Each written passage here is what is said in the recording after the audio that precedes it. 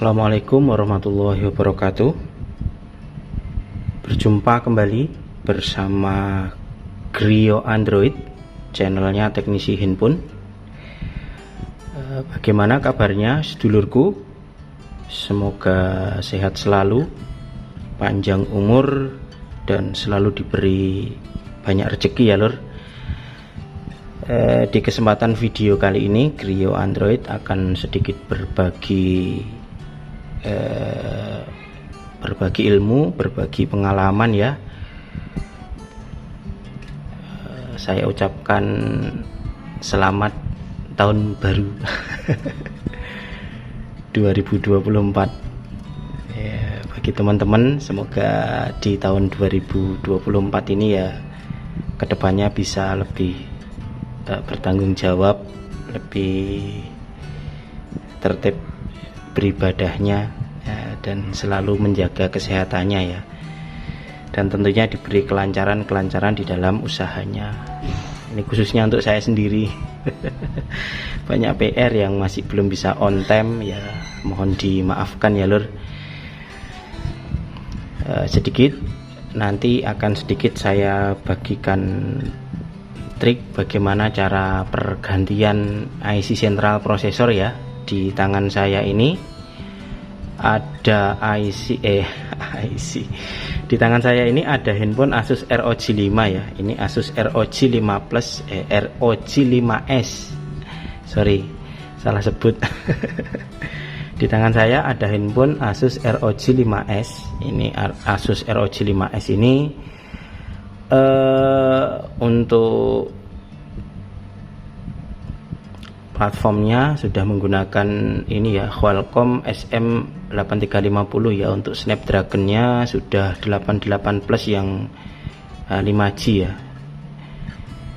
Nah, di sini menggunakan untuk internal storage-nya menggunakan IC UFS 3.1 ya.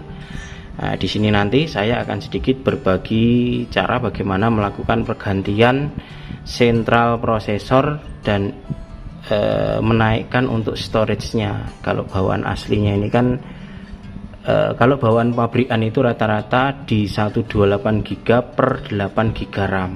Nah, ini aslinya 128 GB untuk storage-nya dan 8 GB untuk IC RAM-nya. Kalau yang bawaan 128 per 12 itu juga ada, atau yang 256 GB bawaan IC RAM-nya di 12 GB ya. Dan yang versi yang lebih tinggi lagi itu di 256 GB untuk IC RAM-nya 16 GB, sama satu lagi di 512 GB IC RAM-nya 16 GB. Nah, dan di sini nanti akan sedikit saya bagikan cara melakukan pergantian sentral prosesor ya. Ini langsung saya naikkan untuk storage-nya di 256, tapi untuk RAM-nya tetap menggunakan yang 8 GB ya. Ini untuk storage-nya saya naikkan ke 256 GB, dan untuk IC RAM-nya di sini masih tetap bawaan standarnya ya. Untuk RAM-nya masih bawaan standarnya. Untuk hardware information, nah di sini ya, ini untuk IC RAM-nya masih sama 8 GB ya. Kalau untuk storage-nya di sini sudah saya naikkan, yang awalnya menggunakan 128 GB, ini saya naikkan ke 256 GB, dan ini menggunakan UFS 3.0 ya, bukan menggunakan UFS 3.1. Ini saya gunakan UFS KLUE G8 UHDB ya. Ini versi UFS 3.0. Jadi bagi teman-teman khususnya para teknisi misalnya melakukan pergantian IC UFS pada Asus ROG 5S itu bisa langsung diturunkan ke UFS 3.0 atau pakai UFS 3.1 juga bisa. Kemudian Nah, kalau yang satunya ini saya naikkan, ke storage-nya di 512 GB ya, di sini ya kelihatannya. Untuk storage-nya saya rubah ke 512 GB, jadi lebih lega. Kemudian untuk IC RAM-nya tetap sama, ini tidak saya rubah ya untuk RAM-nya ya. Untuk RAM tidak saya rubah. Jadi biasanya kalau teman-teman yang ngirim garapan, biasanya kalau pergantian sentral prosesor itu saya bonusi, saya naikkan untuk storage-nya. Misalnya bawaan 128 GB ya saya naikkan, yang ready stock misalnya ready stocknya 256 ya saya kasih 256, atau yang memang ada request khususnya naikkan ke 512 ya saya naikkan ke 512 GB. Di sini di sini hardware information.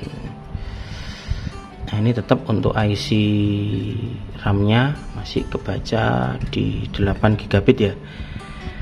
Secara perform tidak terganggu ya, cuman ada masih beberapa bug yang terjadi bila teman-teman melakukan pergantian sentral prosesor pada Asus ROG 5 itu.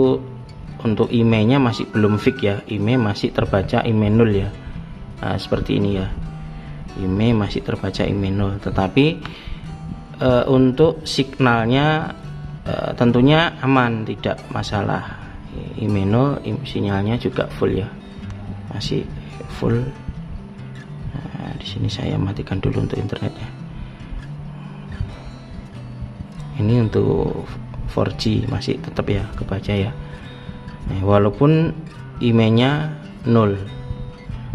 Jadi untuk pergantian pada sentral prosesor pada Asus ROG 5 ini masih ada beberapa bug ya, terutama untuk IMEI masih belum bisa kita samakan dengan DOSBook-nya. Tetapi secara fungsional ya masih bisa dipakai, masih aman, masih bisa membaca berbagai macam provider, mau pakai Telkomsel, Indosat ataupun jaringan-jaringan yang lainnya ya. Bagaimana nanti cara pergantiannya, cara eksekusinya, cara flashingnya, disimak terus videonya, jangan di skip. Dan bagi temanku, sedulurku yang belum like, komen, dan subscribe, klik tombol like dan subscribe-nya. Dan bila ada yang perlu ditanyakan nanti silahkan tulis di kolom komentar ya lur. Langsung saja disimak videonya bagaimana prosesnya. Oh iya, ini untuk file termasuk file flashing dan VCN-nya nanti ada di deskripsi ya. Untuk file dan VCN-nya ada di deskripsi, nanti bisa dicek untuk teman-teman bagaimana cara eksekusinya untuk pergantian Asus ROG 5. Disimak terus videonya, jangan di skip.